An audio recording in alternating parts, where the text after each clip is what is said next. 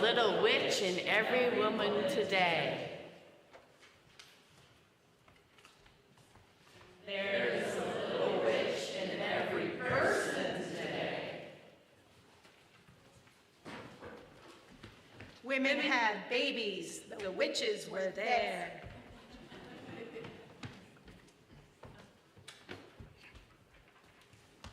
To feed them and help them and give them some care.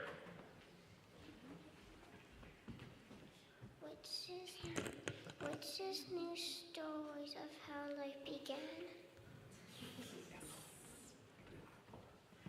Don't you wish you could be one? Well, maybe you can.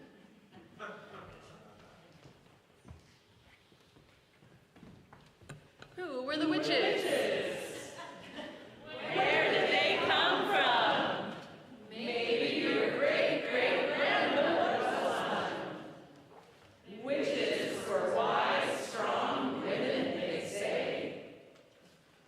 And there's a little witch in every woman today. There's a little witch in every person today. Some people thought that the witches were bad.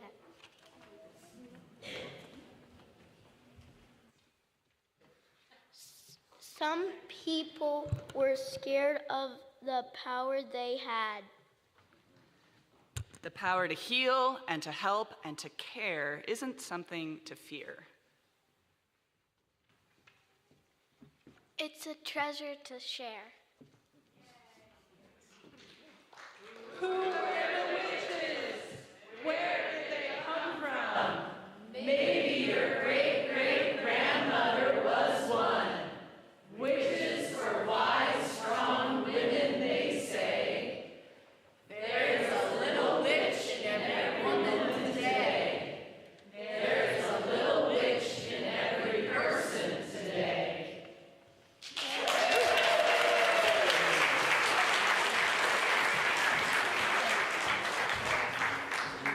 Wasn't that awesome?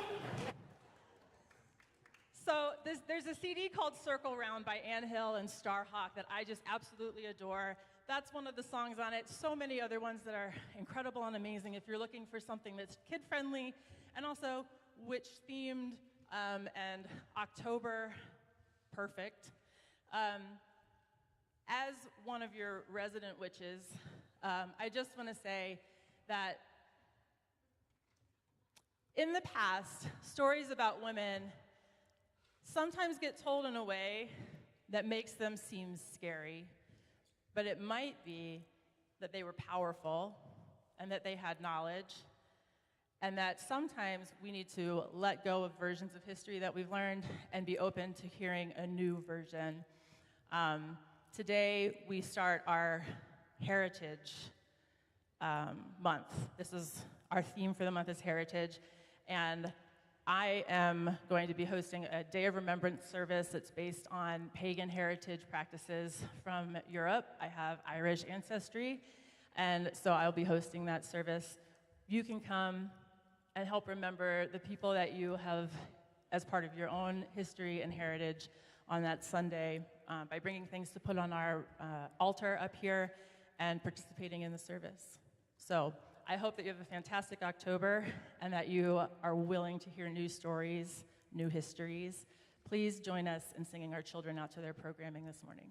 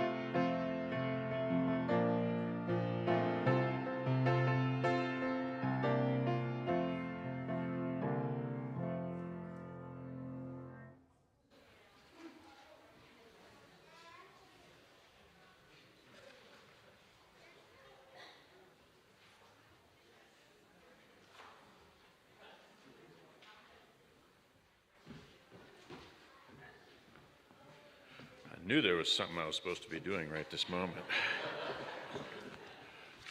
Good folks, this is a day for celebration, a time of community, a time for all of us to open our arms and open our hearts and honor the sacred bonds of human commitment. This morning, we are going to welcome into community a few folks who wish to be in covenant with us, who have found in this faith and in this congregation a place they will make their spiritual home. I'm going to call out a couple of names, and when I call out those names, I invite you to come join me up here. MJ Adams, Valerie Nelson Ray, Caleb Ray. Yes, please come on up. Is there anyone else here that I don't know about who would like to take this step with First Unitarian and become a formal member or be covenanted with this community? Paula, fabulous. Wonderful. So at this time, I am going to invite these folks. This is optional, it's not required. To step up here and sign our membership book, and if you wish to just say a few brief words about why you're choosing to do so. Hello, I'm Paula. I grew up Unitarian, and it was wonderful, and then I stopped coming. I just came back about 3 months ago, and it's already been such a wonderful community to join. I've already gotten so much out of it, so I'm really happy to be here with all of you guys and to commit to being back in community. Woo!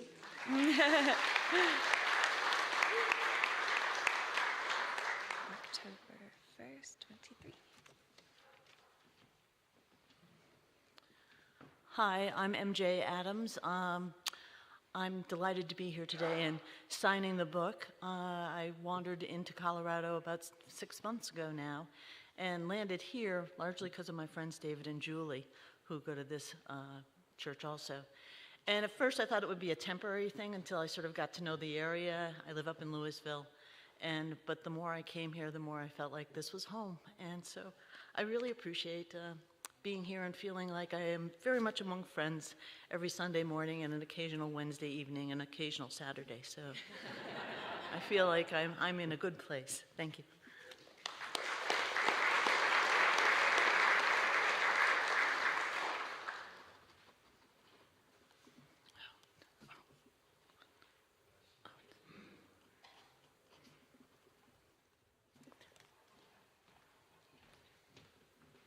Hello, I'm Valerie.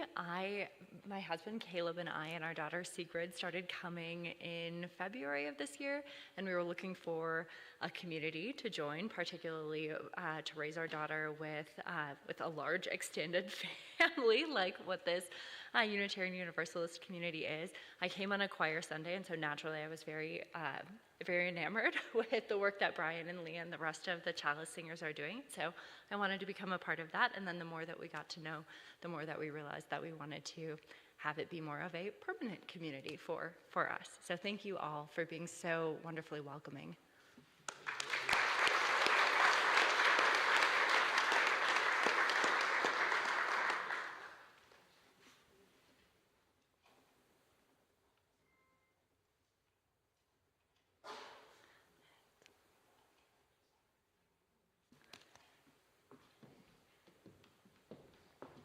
My name's Caleb.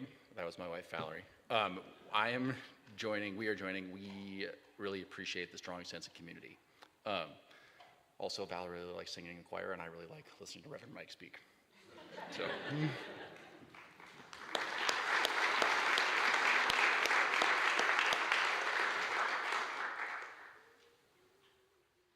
And today's a nice round date to do it.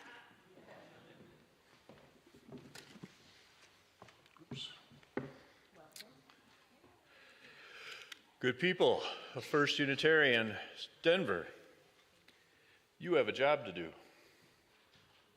Your job is to welcome and encourage and befriend and get to know these people.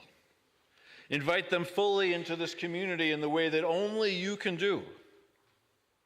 Invite them into your lives. Invite them into your hearts. We are a new congregation today with these new faces, these stories, these lives, these families. Will you accept these persons into our membership, fully aware that as life is constantly changing, so the nature of this religious community is constantly evolving? If so, please answer resoundingly, we will. We will. Awesome. Sheila has extended the right hand of fellowship and a flower as a symbol of and a reminder of the bond which already exists between us, which we hope will grow deeper by the day. And I'm going to ask us all to please join in the responsive reading. That you should have one of these, or there should be one close to you. You all have one? Oh, it's on the screen. Perfect. What a handy thing. And I would just notice which parts are yours, you know? To our newest members, we are honored that you have chosen to be in covenant with this community and this faith. We welcome you among us, with us, one of us. You are sacred and worthy in our eyes and in our hearts. We welcome your hopes, your pain, your love, your wholeness. From this moment on, we journey together in a covenant of love, trust, and mutuality.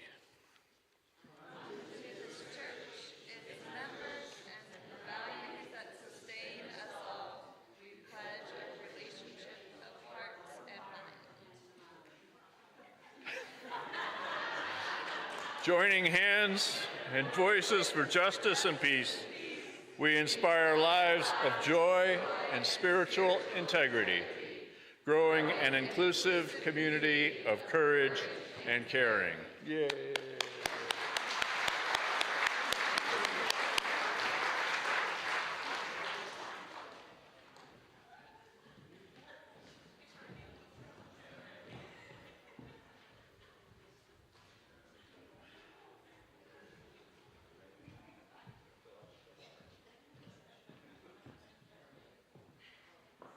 Good morning.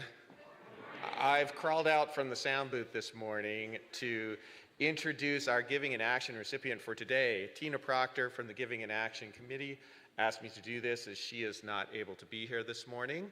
And probably why she asked me is because I'm the person who encouraged wildland restoration volunteers to apply for Giving in Action. I've been a donor and a volunteer for several years. I think they're a wonderful organization. Now I'd like to introduce to you one of their program directors, Morgan Crawley, who can tell you more about the organization. Thank you.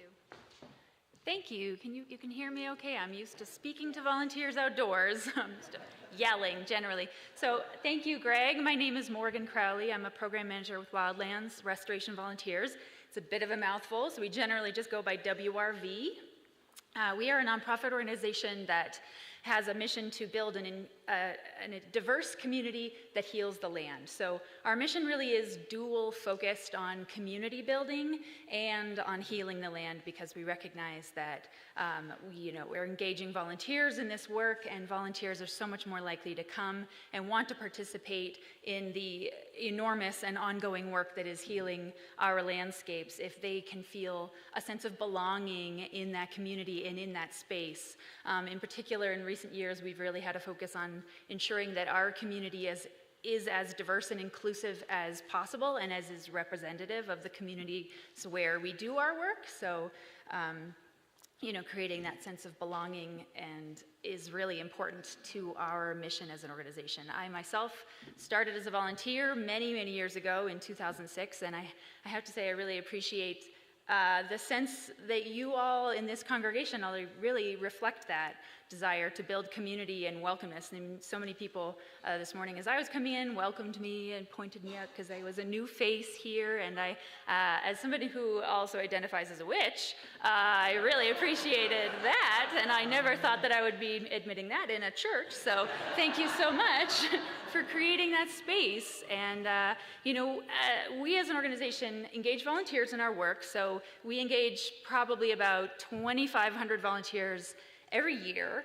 on anywhere from 150 to about 220 different volunteer events. So our primary work is healing the land, and that can look like collecting native seeds that will be used for restoration, doing high alpine road closures to get people out of sensitive habitats. We just did a project last weekend that was closing off on a road that allowed access to bighorn sheep calving habitat, so it was really important work. And we do trail realignments and invasive species removal and tree plantings and all kinds of work all over the state of Colorado.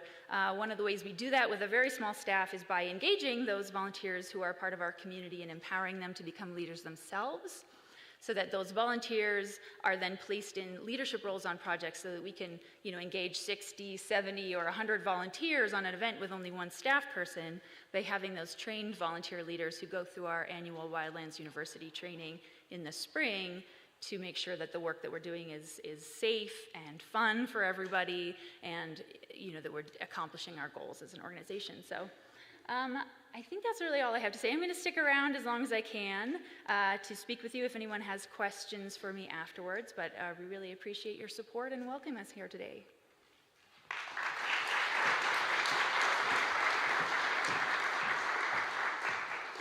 Thanks, Morgan. Just a reminder, any cash and checks that are dropped in the offering basket will be given to wildland restoration volunteers unless otherwise designated for your pledge or other church purposes. Also, you can give by going to your Breeze account and choosing Giving in Action from the drop-down menu on the Giving page. And I believe there's also a QR code up there or a short link for those of you online. Thanks again.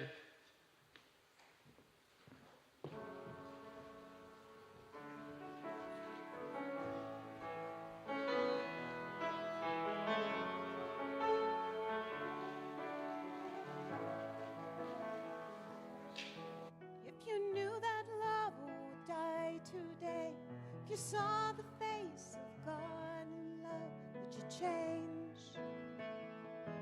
Would you change?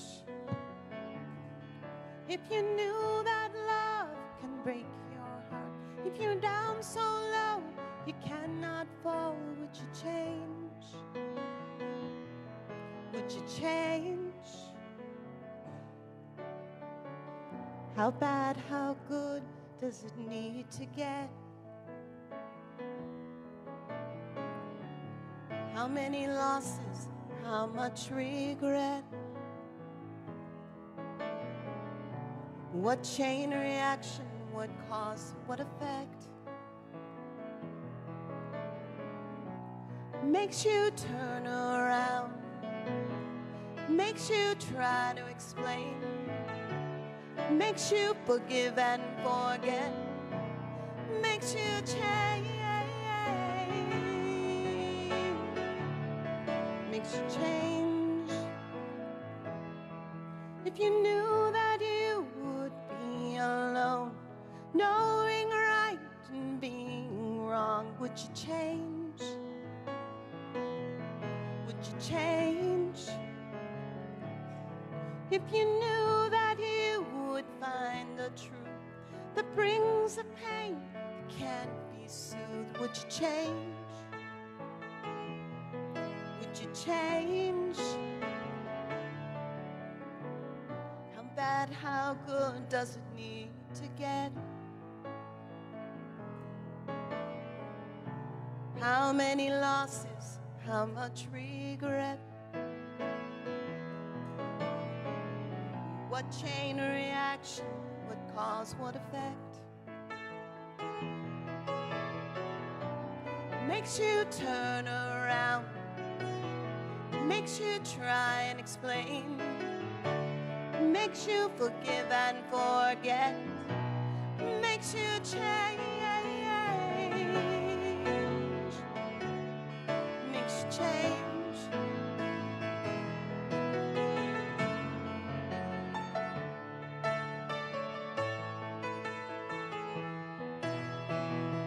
When you're so uptight, you can't be bent. Or when it comes to blows, are you so sure you won't be crawling? If not for the good, why risk falling? Why risk falling? If everything you think you know makes your life unbearable, would you change? Would you change? If you've broken every rule and vow, if you've hard times come to bring you down, would you change? Would you change? You knew that you would die today. If you saw the face of God alone, would you change? Would you change? Would you change? Would you change?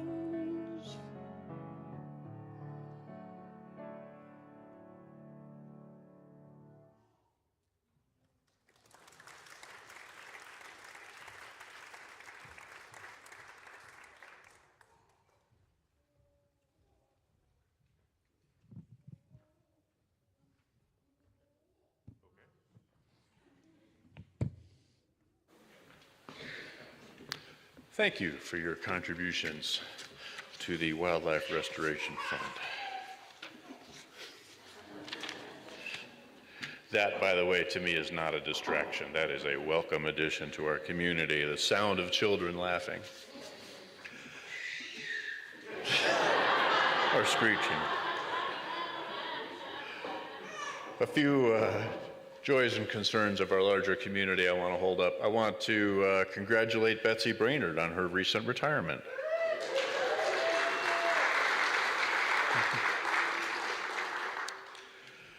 I want to hold up Stu Ferguson, who I'm not sure if he's here today. There he is, but Stu has been down with COVID for like 11 days, and it's nice to see him on his feet again. And I want to let you know that a longtime dear friend of our congregation, Dave Sander, passed away this last week. He hasn't been around for some time. He's been in the tail end of dementia for a number of years and is being taken care of by his son out in Grand Junction. There's no plans for memorial service that I know of at this moment, but many of you who've been around for a while will remember Dave as one of the very friendly faces who would greet people at the door when they came in. He did that for years. And the last thing I want to mention, we had a memorial service here yesterday for the Reverend Betty Pingle, who, until she passed last month, was the oldest living member of our congregation. She was actually born into this congregation in 1925. I don't think anyone has ever been a member of this congregation for 98 years before. But what I wanted to share with you was that there were a good number of folks who knew Betty, back in the day in the 50s and 60s when she was a religious educator here and working on the 9th grade trip and the civil rights movement and such. And there were a good number of folks who had not been in this building for a couple of decades. And there were jaws on the floor at folks who had not seen the renovation, who remembered this as kind of an old, dingy sort of a place with where the basement, they called it a dungeon. Anyway, I just want to hold up that that was really cool to get a lot of accolades from some real social justice warriors around Denver from the past who had fond memories of meetings at this place and were just joyful to see it thriving today. So our prayer today is actually an excerpt from a sermon by my colleague, the Reverend Victoria Safford. And she wrote a sermon once called "We All Go High," and this is a small piece of it. Unitarian Universalists are the direct descendants of Eve, who did not make a mistake in the garden and thus bring down all humanity. She was not tricked by a snake or anyone else. We are the children of Eve, the woman who said plainly, I don't want to live in this garden, this gated community, if I don't have full access to the fruit of the tree of knowledge of good and evil.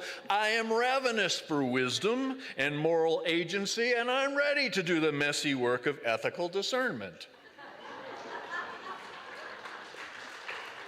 This neighborhood's too small, too homogeneous, Adam, and I want to draw wide circles of empathy, so wide that they intersect and overlap into one great universal circle. And this paradise is too precious and exclusive. I don't like that there's a wall around it. I don't want dominion over the animals or anybody else. It's time for us to go, and if you won't go with me, don't get in my way.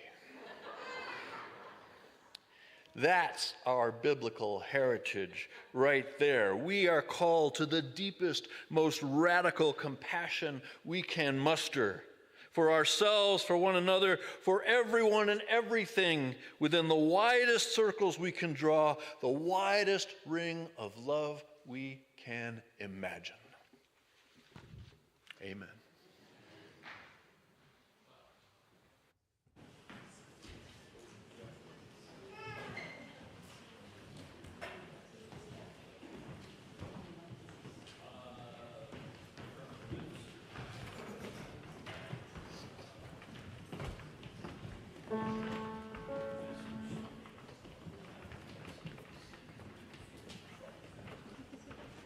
Our next tune, the choir will help me in singing, but I need your help too. I will be your standing stone. I will stand by you. I will be your standing stone. I will stand by you. Join me as you feel comfortable. I will be your standing stone. I will stand by you. I will be your standing stone. I will stand by you. I will be your standing stone. I will stand by you. I will be your standing stone. I will stand by you. Who in your life do you need to sing this to right now? I will be your standing stone. I will stand by you. I will be your standing stone. I will stand by you. I will be your standing stone. I will stand by you. One last time. I will be your standing stone. I will stand by you.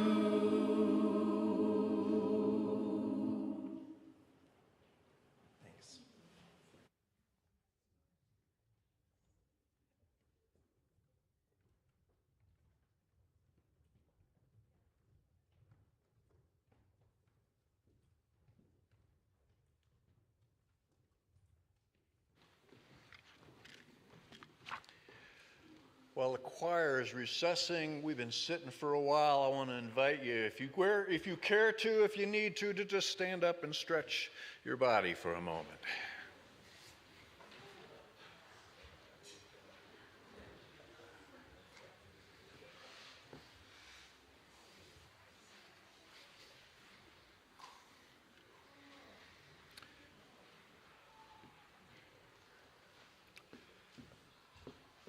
So sometimes an idea that seems like it would be a perfectly good sermon just does not pan out. In this month, when our Whole SoUUl Living theme is heritage, I thought I would hold up the lives of some prophetic women, of which there are a great many, and I need to thank Moya Hansen and Reverend Dr. Tawana Davis for sending me some suggestions. But sometimes when you start digging into an idea, you find that it's just the first layer of something much bigger and more complex. And the more I thought about the lives I wanted to hold up, the more I became aware that, history itself can be a problem, especially the history of women.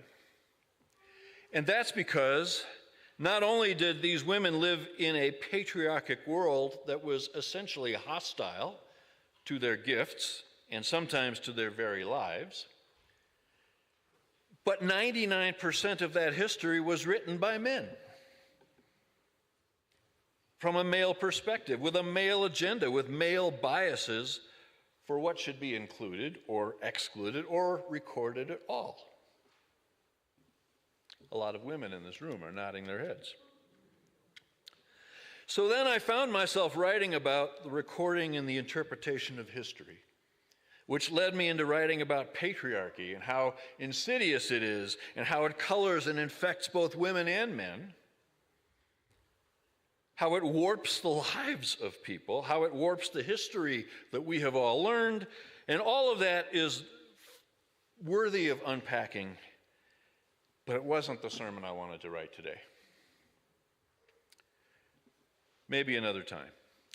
I was talking about this with my beloved spouse, Tammy, the day before yesterday, and I was saying, I keep going down this rabbit hole, and it's just not really what I want to do. And she said, well, what's like the essential point you want to do with this sermon? And I thought, well, that's a great question. I thought, well, I think I just want to, women are awesome. And she said, yeah, your women will agree with that. Also, as I prepared for today, I've had the nagging feeling that some stories just are not mine to tell. And the sermon I thought was a perfectly good idea. Frankly, it just kept getting messier and messier the longer I spent on it. So I gave up. I decided to focus much closer to home, at least for today. And on reflection, I do have a story to tell, and it's very much about heritage.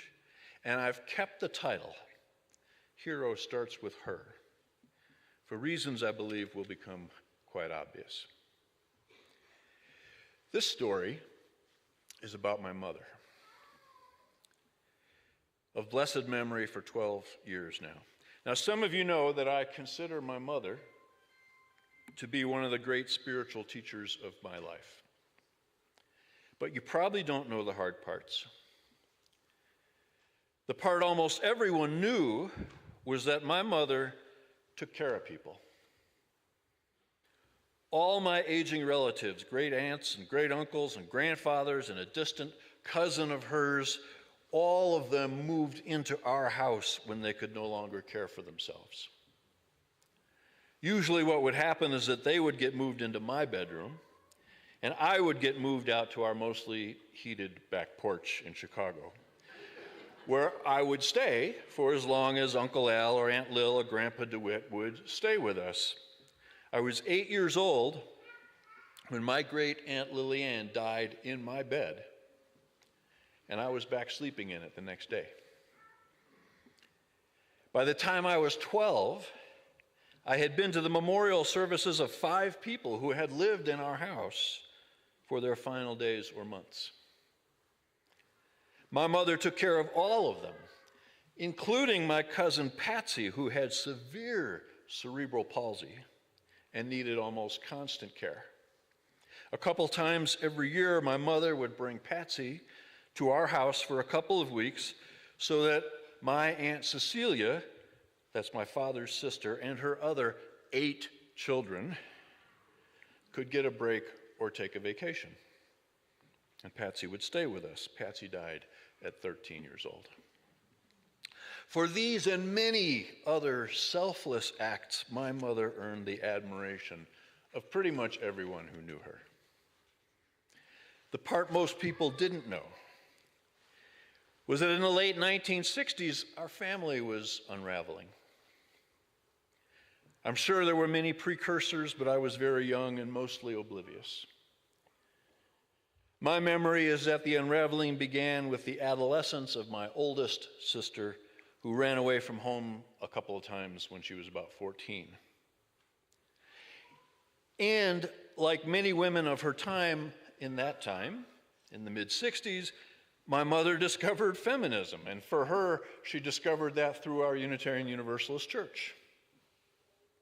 And she began to realize that no one in her life, not even her, had ever considered or even asked what her potentials might be, what gifts or talents or worth she might have in this life, independent of being my father's wife and the mother of his children.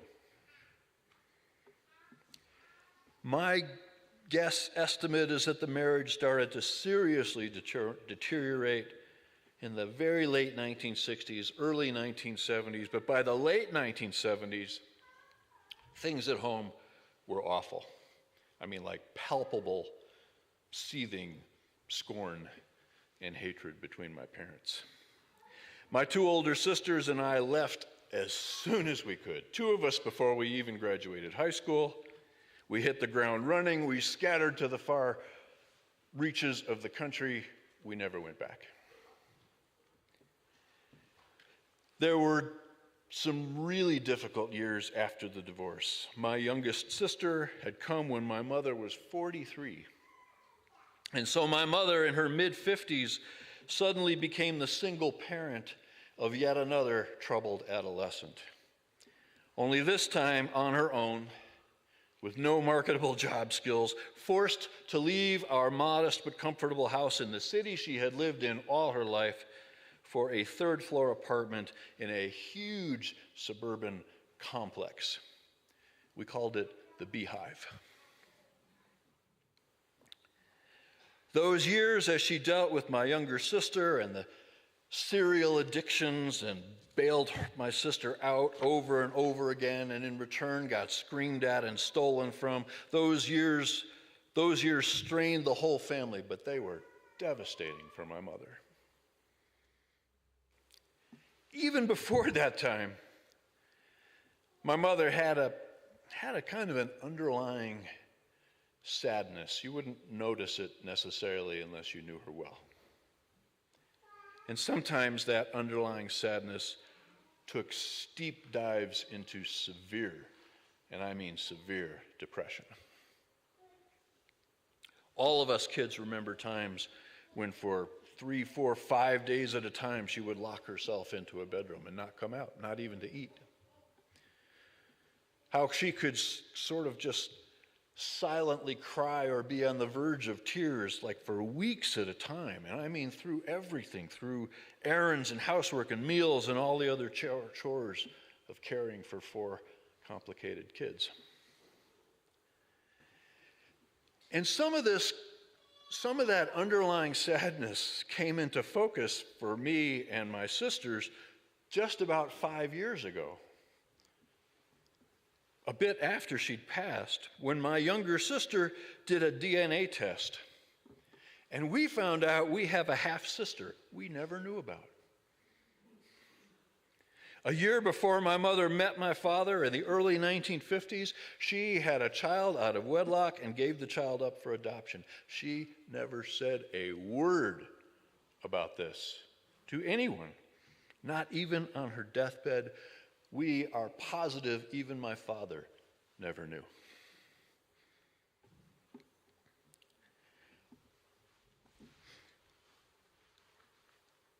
As a child, even a young adult, I understood very little of any of these realities of my mother's life. But it's clear to me now, looking back, my mother was someone who struggled all her life to feel that she was worthwhile. And though she piled her own love onto others as best she could, I do not believe she ever believed that she herself was really deserving of love. So, there's no secret as far as I'm concerned. I love my mother hopelessly.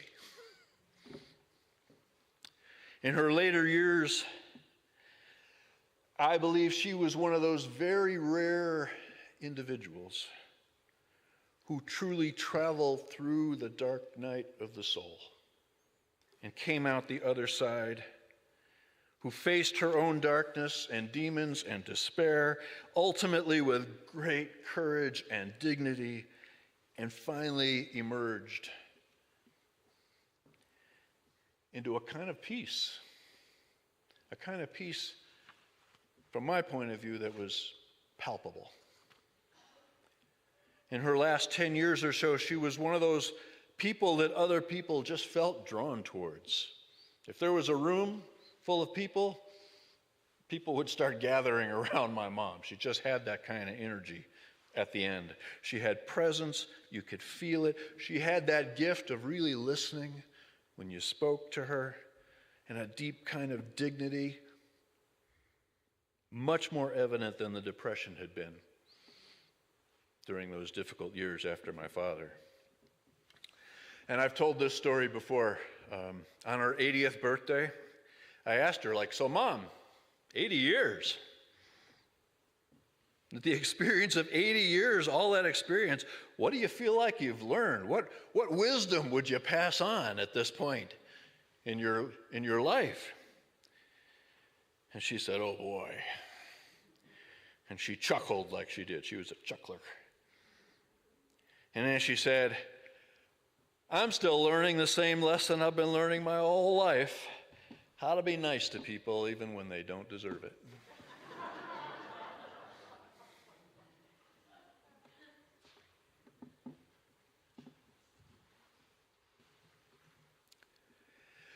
So parts of the story I have just told you are really very sad. Though there are certainly much sadder stories out there. And parts of the story I've just told you are deeply unjust and unfair. Though there are certainly others have been through far worse. Nonetheless, I have more than once cried out in the wilderness of my own spirit, what kind of a world have we created where someone as brilliant, as gifted, as talented, as deep as my mother would have to just bury huge pieces of herself just to survive? Or she would have to struggle and wait till she was almost 70 years old to even begin to entertain the thought that she might not only be lovable, but actually deeply worthy and deserving of love.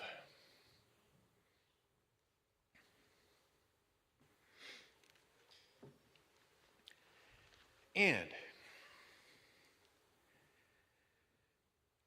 here's why I've shared at least my version of her story with you, and I've left out lots and lots and lots of stuff. Like, if you ever played Scrabble with my mom, just prepare your consolation speech before you even sit down. But that's another story.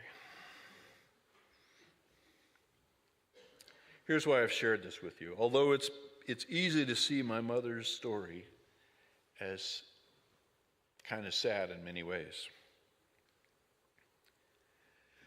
I maintain that it is also a quietly and profoundly beautiful story. Even as she had a quietly and profoundly beautiful life. It was not beautiful because it had a more or less peaceful ending. And it's not beautiful because of the particular historical things that happened to her, or the depressive biochemistry that she inherited from her mother and passed on to me. Rather, it is a beautiful story, and it was a beautiful life, primarily because of the quality of the struggle itself. The beauty is in that yearning of her spirit for something better, in the smoldering fire of her commitment to take care of her people, like no matter what, in the astonishing, unquenchable hope that resides in the human spirit, the same astonishing, unquenchable hope that lets all of us get up again every damn day, and every damn day just go out there and do what needs to be done. Amen? And it may be that I see and feel the stark, painful beauty in her story primarily because for all of our lives together, my mother and I have been very close. But I believe I learned from my mother what Clarissa Pinkola Estes once articulated. Quote, "The doors to the world of the wild are few but precious. If you have a deep scar, that's a door. If you have an old story, that's a door. If you love the sky and water so much you almost cannot bear it, that's a door. If you yearn for a deeper life, a full life, a sane life, that is a door."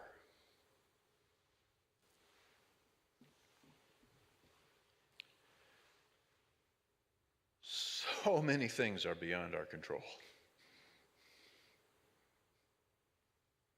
Stuff happens. And there are struggles within each of us.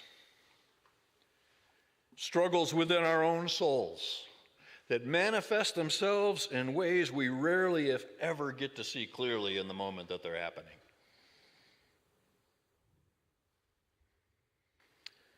As we grapple with healing in our ancient wounded places, as we silently thirst for connection to something greater and more sustaining, all the while suspecting, like my mother did, that deep, deep down we might not be worthy of love. I've come to believe the struggle is kind of inevitable. And while the particulars will change over time and vary from person to person, there is no one alive who does not have a struggle. No one. Gary Zukov once wrote, "The beginning of wisdom is to recognize that everyone's life is just as hard as yours."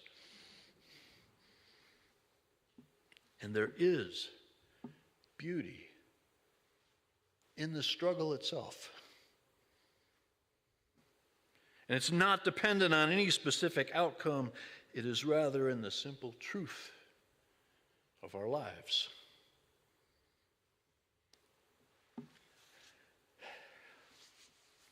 I have just one more thing to say. And I've said this before. A while back, I heard a presentation from my colleague, Reverend Jan Christian, and she used a phrase that dropped my jaw and caused me to remember my mother and her story. She said, "Pain that is not transformed is transmitted."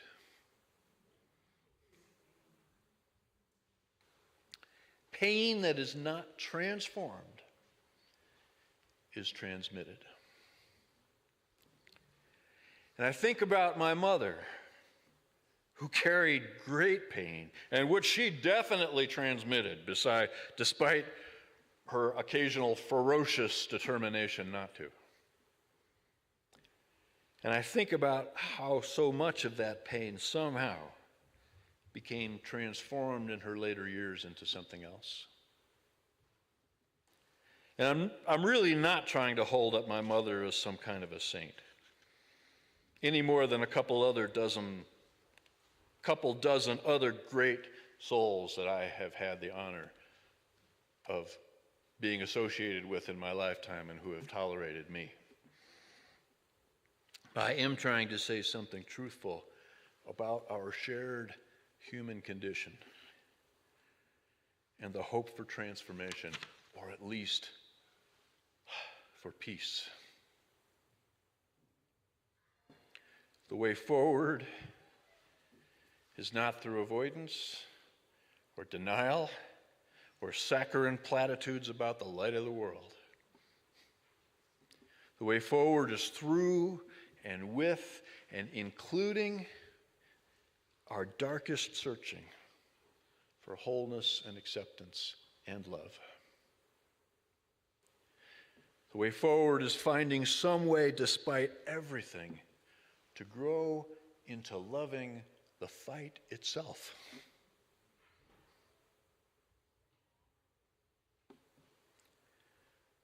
Pain that is not transformed is transmitted. And without a doubt, you carry both your own and a great deal of transmitted pain from your own family, your own history. My message to you this morning is that whoever you are, wherever you come from, whatever you're carrying, your story is also beautiful. And your own transformation is closer than you think. Amen.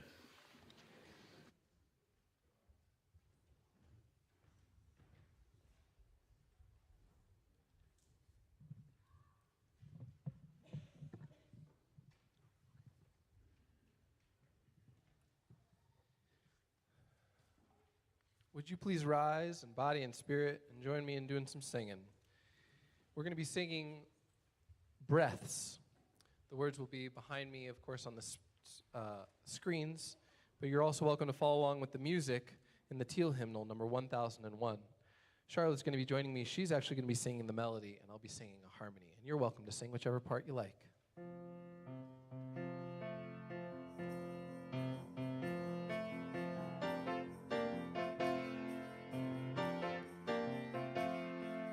Listen more often to things than to beings.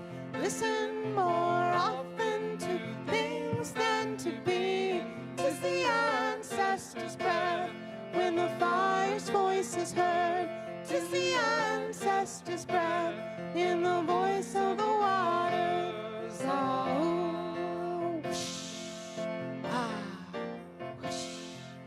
Those who have died have never, never left. The dead are not under the earth. They are in the rustling trees. They are in the groaning woods. They are in the crying grass. They are in the moaning rocks. The dead are not under the earth. So listen more often to things than to beings. Listen more often to things than to beings. 'Tis the ancestors' breath when the fire's voice is heard. 'Tis the ancestors' breath in the voice of the waters. Oh, whoosh, ah, whoosh. Those who have died have never, never left. The dead have a pact with the living. They are in the woman's breast. They are in the wailing child.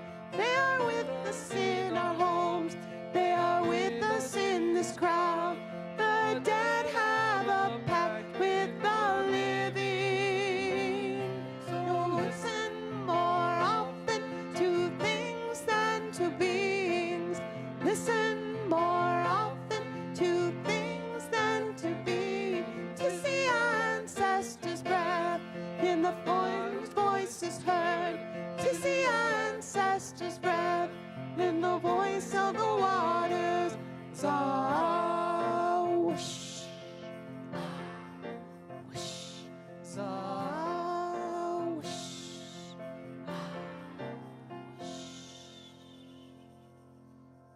join us in singing our closing affirmation.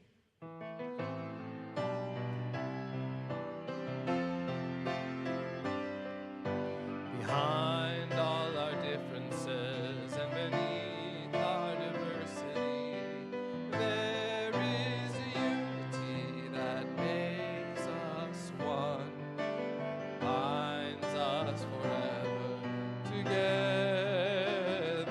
throughout all time, life and death, and the space between the stars, throughout all time, through life and death, and the space between the stars.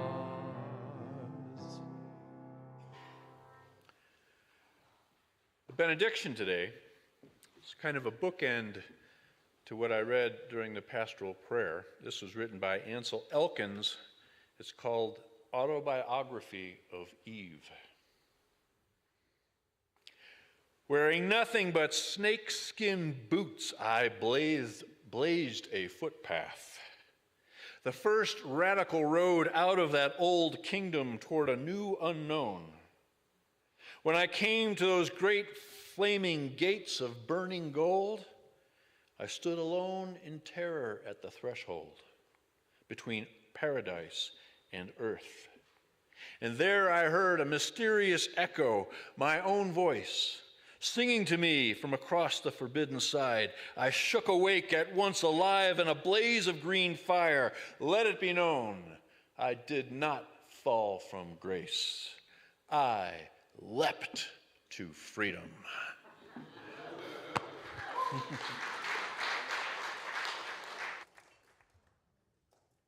This is ended. Go in peace.